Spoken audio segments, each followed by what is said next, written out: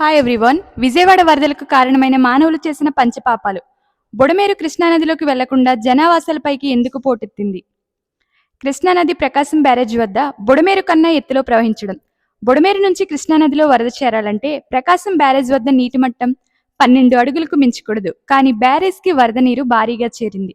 బుడమేరుతో పోలిస్తే కృష్ణానది ఉధృతంగా ప్రవహించడంతో బుడమేరు వరద నీరు కృష్ణానదిలోకి చేరకుండా Jakkampudi, Ajit Singh Nagar, Vambay colony, milk factory తదితర నివాస ప్రాంతాల్లోకి వరద పోటెత్తింది. అధికారుల మధ్య సమన్వయ లోపం, జలవనరుల శాఖ అధికారులు వెలగలేరులోని విజయవాడ థర్మల్ స్టేషన్, ఇతర పరిశ్రమ ప్రాంతాల్లో వరదలు రాకుండా గేట్లను ఎత్తివేశారు. కానీ విజయవాడలో మున్సిపల్ కార్పొరేషన్ అధికారులను అప్రమత్తం చేయలేదు. దాని ఫలితంగా బుడమేరు నుండి వరద అనేక నివాస ప్రాంతాలను ముంచెత్తాయి.